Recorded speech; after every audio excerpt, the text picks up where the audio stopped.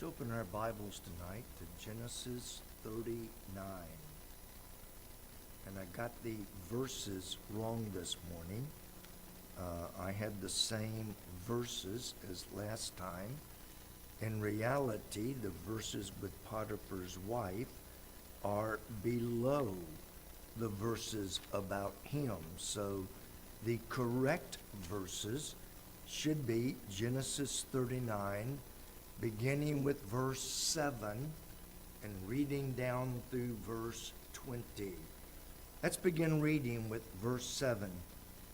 And it came to pass after these things that his master's wife cast her eyes upon Joseph, and she said, Lie with me. But he refused and said unto his master's wife, Behold, my master wotteth not what is with me in the house, and hath committed all that he hath to my hand. There is none greater in his house than I, neither hath he kept back anything from me but thee, because thou art his wife. How can I do this great wickedness and sin against God? It came to pass, as she spake to Joseph day by day, that he hearkened not unto her to lie by her or to be with her. It came to pass about this time that Joseph went into the house to do his business, and there was none of the men of the house there within. And she caught him by his garment, saying, Lie with me. And he left his garment in her hand and fled and got him out. It came to pass when she saw that he had left his garment in her hand and was fled forth, that she called unto the men of her house, and spake unto them, saying, See, he hath brought in an Hebrew unto us to mock us. He came in unto me to lie with me, and I cried with a loud voice. It came to pass when he heard that I lifted up my voice and cried, that he left his garment with me and fled and got him away.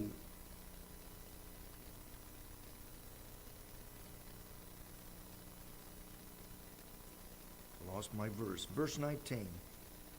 It came to pass when his master heard the words of his wife, which she spake unto him, saying, After this manner did thy servant to me, that his wrath was kindled.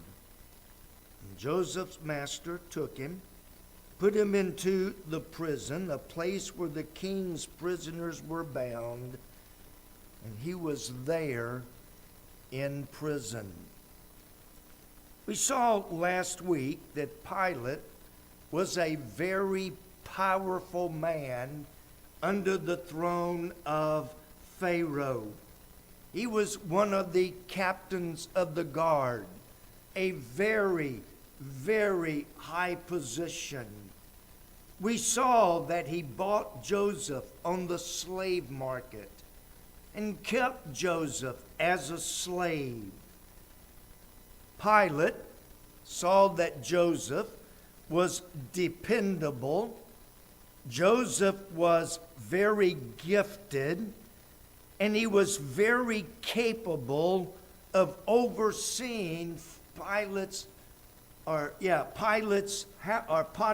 household. And so Potiphar put Joseph in charge of everything. But then our story tonight took place. What was going on that set the stage for this? What was she thinking? What was her reaction? And then we see that her love turned to pure hate in a matter of minutes. First of all, I want to ask the question, what was there about Joseph?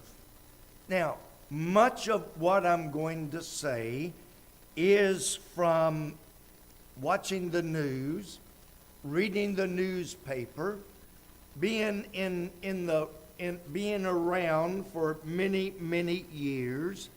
Much of it is observation on my part, things that I have seen with my own eyes. And I can't help but think, since Satan has a habit of repeating himself, he finds a temptation that works, and he tries it over and over and over and over as long as it keeps working. There are many women who are drawn to a certain class of men. How many of you know who Jeffrey Epstein was? The rest of you don't know? Wow.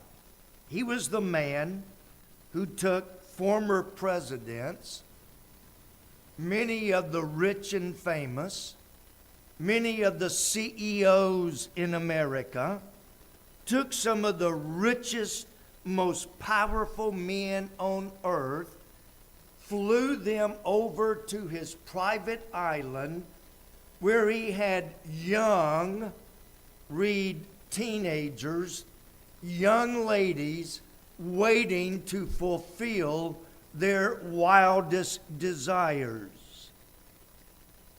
Now, I say this tongue in cheek.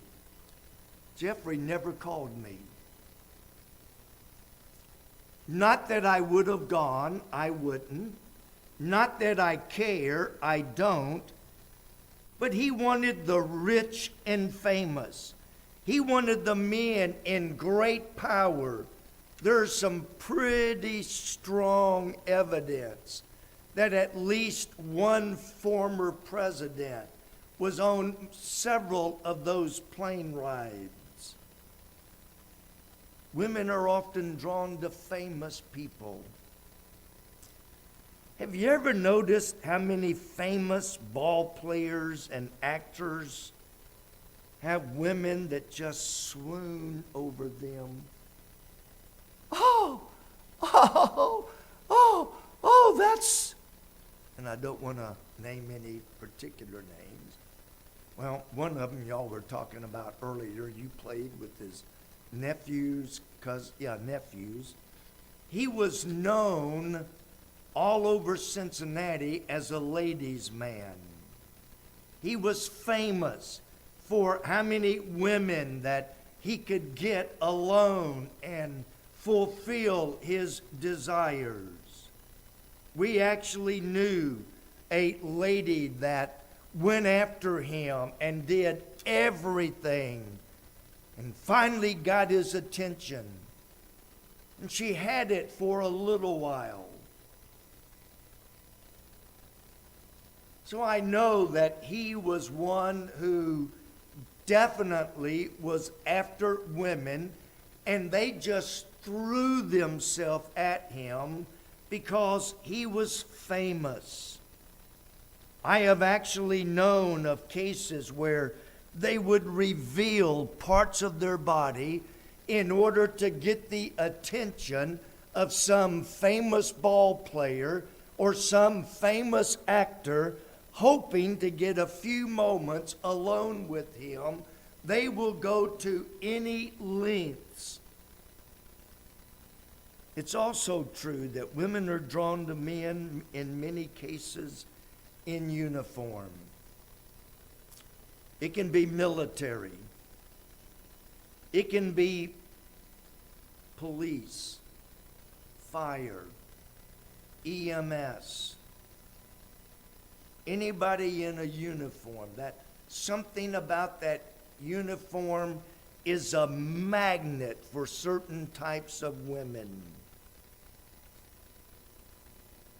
So what was there about Joseph? We know he was young. He was sold by his brothers at probably somewhere between 14 and 16. We don't know exactly how long he was in Potiphar's house, but it doesn't appear that he was there for 20, 30, 40 years. In fact, we know that he was still very young when he brought his brothers down from Canaan and revealed himself to them. He was very young at that point. So he's a very young man. Indications are not certain, but he probably was quite handsome. You know, I can sympathize with that.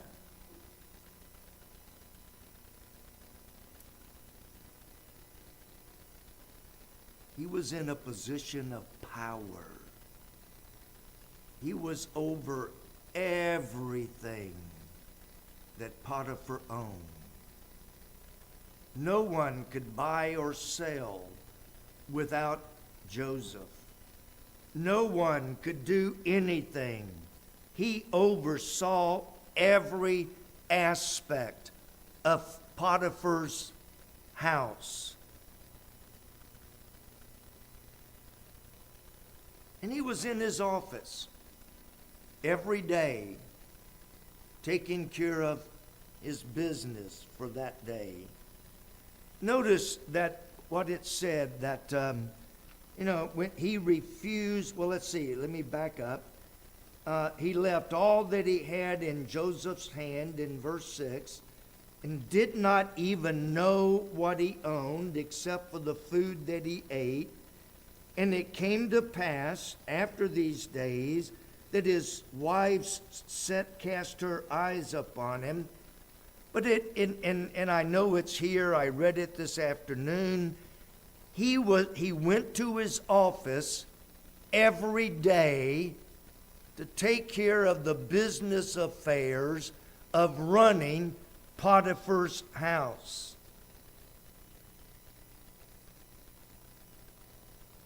Now, I was taught when we studied chapter 39 that he should never have gone into the house. And for years, I believed that. But sometimes it's just not possible. Sometimes in the workforce, you find yourself working in an environment where there's you and one other person, and that other person happens to be a female. Joseph was not just going into the house. He was going into the house to take care, to do his business as he had done every day prior. Those of you that have worked in factories or in other companies where you are in an office and something happens and there's nobody else in the building but a female worker. Sometimes you cannot avoid it. Sometimes there is nothing you can do short of quitting your job and sitting on the exits out here off of the interstate begging for money. It's interesting to me, God never condemns Joseph for going in the house and taking care of his business for that day. God doesn't condemn him. And my philosophy is, if God doesn't condemn, then we need to be very, very careful condemning others ourselves. Boy, I would have never done that. Sometimes you may not have a choice. You may not have an option. It may be such that in order to do your job, you find yourself in that position. I know some people that work, and their job frequently requires them to go inside in order to fix something that's broken. And I know several of them. It's like they asked me one time, what would you do? You're called to a house. They have a broken water pipe. Water's going everywhere. And you're sent to fix the water pipe. And when you get there, there's no one home but the lady. What are you going to do? I know what every one of them do. They go inside, they fix the pipe, and they get out. But you can't always avoid every situation where something might, possibly, could, maybe, might happen. It's impossible and live in this world.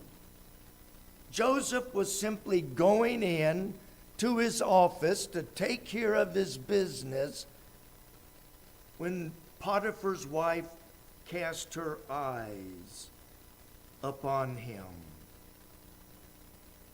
Like I said, I have a conviction: if God does not condemn someone, I have no right to presume myself to be above God and condemn them. God never condemns Joseph for doing his job. But she went for him. We don't know how long it took, but she finally got the nerve to literally throw herself at him. She made her request. Joseph refused. I like the way Joseph said it. How then can I do this great wickedness? But it wasn't just a great wickedness. It was sin against God. Joseph understood that. He knew that. Apparently, this went on for some time. It was a regular occurrence. As he went into the house day by day to do his job, she solicited him. She tried to appeal to his lustful nature. I thought of what Solomon wrote in Proverbs. Chapter 7, verse 21. Solomon is talking about a lady of ill repute. And there's this foolish guy, and he's called a fool for a reason. There's this foolish guy that's walking by her house, and she calls unto him and makes a very strong appeal, and being a fool, he fell for it. Let me read you Proverbs 7:21. How did she conquer him? With her much fair speech, she caused him to yield. With the flattering of her lips, she forced him. And that's the same word, force, that's used when men force themselves on women. She forced him with her flattering lips and her fair speech. He goeth after her straightway as an ox goeth to the slaughter, or as a fool to the correction of the stocks, till a dart strike through his liver. As a bird hasteneth to the snare, knoweth not that it is for his life. Physically, she probably was not strong enough to physically force him. But verse 21 says, with her fair speech and her flattering lips, she overcame him, overcame his resistance, overcame his better sense. She overcame him and forced him with her fair speech and her flattering lips. I wonder how many men have been destroyed because of someone like Potiphar's wife. I know way more than one who were married, had children. They began to climb the corporate ladder. They made it up the ladder, up the ladder, up the ladder, until they reached a point near the top of the ladder for some major corporations. Talking about international corporations. And when they reach that pinnacle, it's not long until they've left their wife, left their kids, because this other lady was more appealing and more flattering. I can hear it now. Does your wife know how lucky she is to have you? Oh, your wife doesn't appreciate you like she should. And he listens, and he listens, and in more cases than I can count, he yields, forsakes everything he held dear to be with this new woman who talks to him like really flattering and really appealing to his lust. Joseph refused steadfastly. It took a lot of strength for him to stand day in and day out. But by God's grace, he was able to resist her appeals every single time.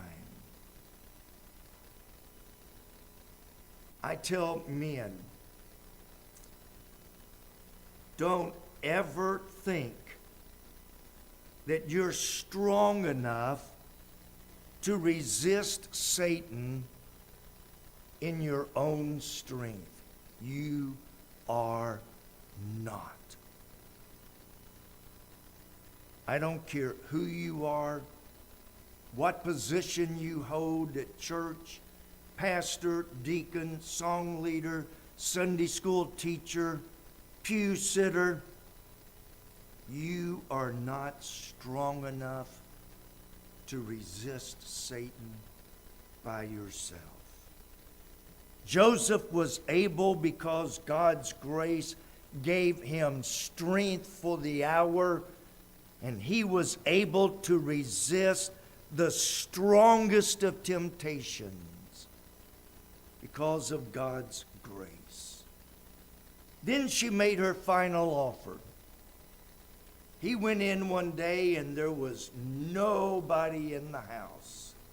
She grabbed him by the coat and appealed to him one last time. And this time he left his coat, ran out the door and fled with all of his life. And she saw her chance. If he won't be with me, I will make him pay. And her love turned instantly to hate. When she saw that she was never going to get the one thing she wanted, that love that she thought she felt suddenly become pure hate.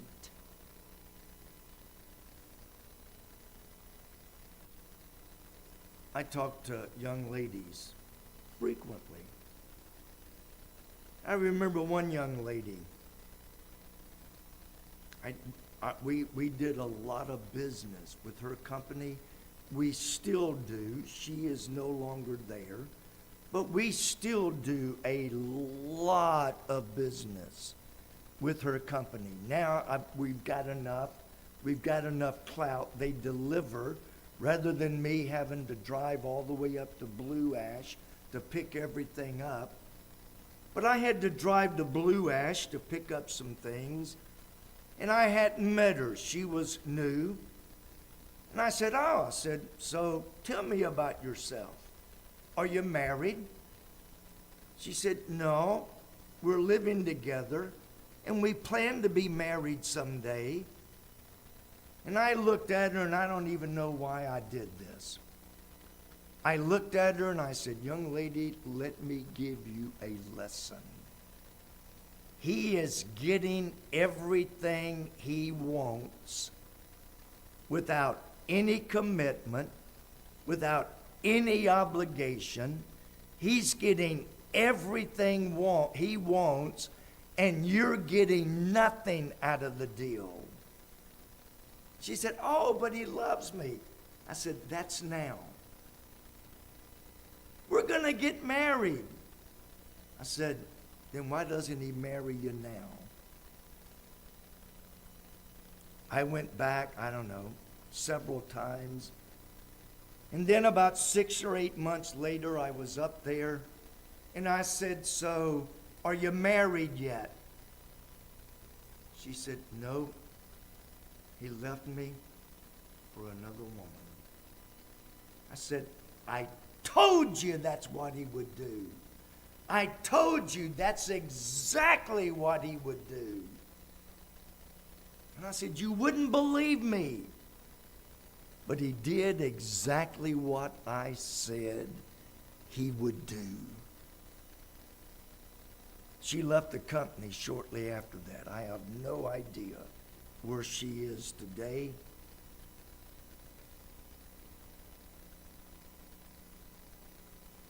There are other examples in the Bible. Ammon, one of David's many sons, fell in love with his half-sister. He was so in love with this half-sister that he was willing to do anything in order to be with his half-sister. One of his best friends came up with a scheme on how he could get his half-sister. Ammon tried it. His half-sister put up a fight. But Ammon forced her, same word, forced her.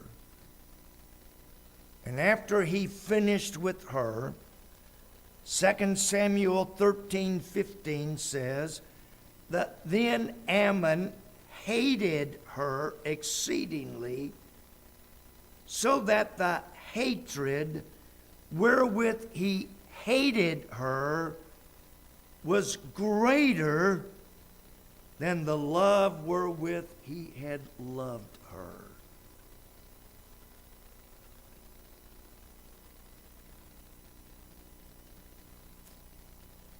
This has happened many times down through history.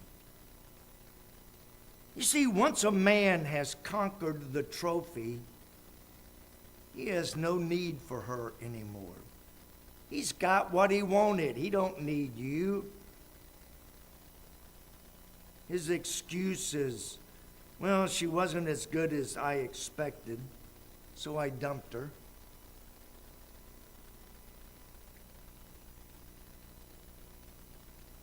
I have warned so many girls, don't trust any man who is not willing to put a wedding band on your finger.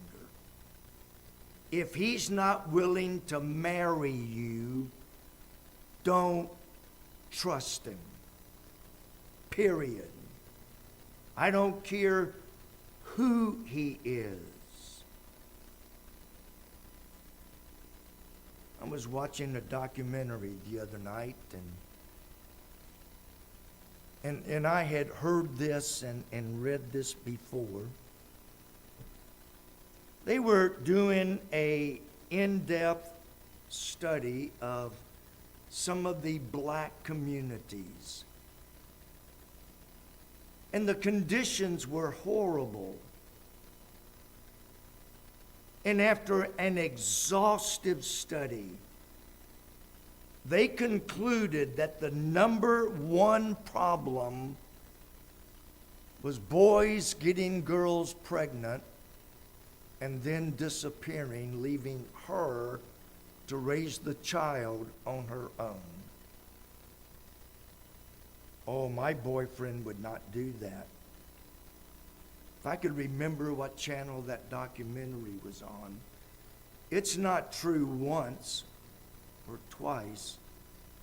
It's true hundreds of times.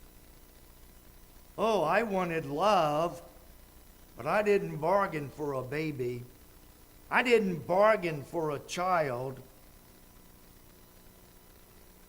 I don't want that. I just want what I want. I don't want any responsibility for my actions. She couldn't wait to tell her husband what this Hebrew had brought in or had done to her. I'm sure she probably shouted for joy when Joseph was thrown in prison. The only thing that might have made her any happier would have been if her husband had killed Joseph. That might have made her a little happier. She took revenge into her own hands. She told a bold-faced, 100% all-out lie to get even.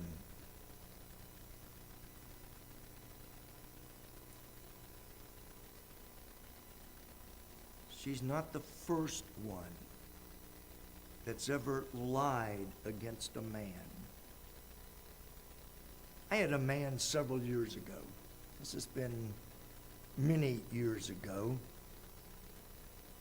He was talking to me and he said, I am being accused of something really bad. He said, what should I do? I said, well, first of all, you can't stop what people are going to say about you. Anybody can make up a lie and tell it on you.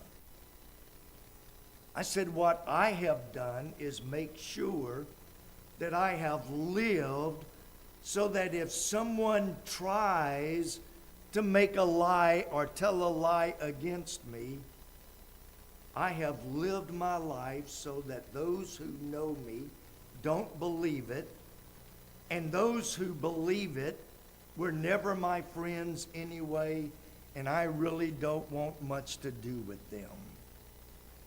You can't stop people from lying about you.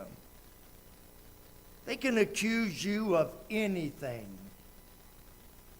They can accuse you of molestation.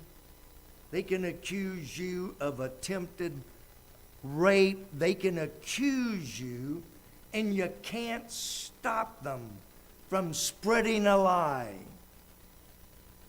But you can live so that people that know you and have been around you and know you in and out know it's a lie and don't believe it. I've had things told about me, not necessarily in that field, but in areas that if they were true, I would be given the death penalty almost. Not by the courts.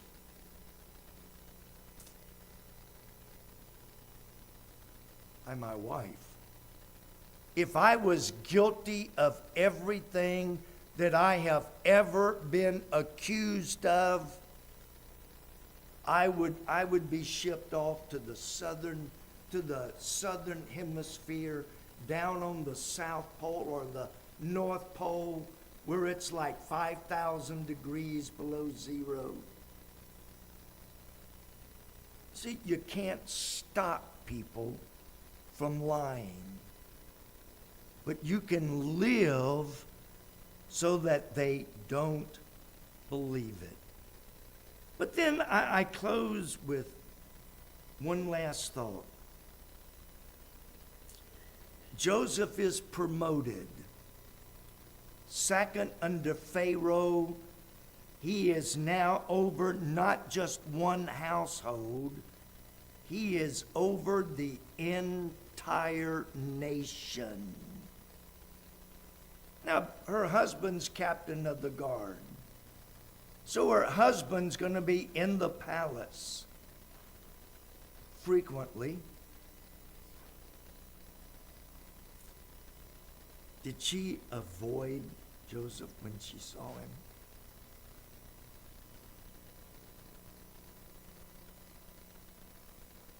I get these thoughts in my brain. She had to live with herself knowing that she had lied. Now, let me ask you some questions. The conscience is a very bad companion. Have you ever avoided someone because your conscience was guilty over something you did to them or against them? What happens? You're walking down Main Street and you look up and here they come out of a store on the other side of the street. What do? I'm going to duck in here and I'm going to hide in this store until they go by so I don't have to deal with them. I don't have to look at them. I don't have to talk to them. Have you ever found yourself in a position where you can't look somebody in the eye because of what you've done to them or what you've done against them?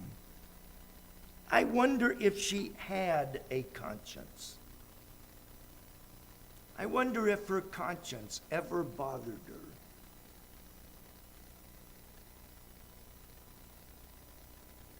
I know my conscience certainly does sometimes.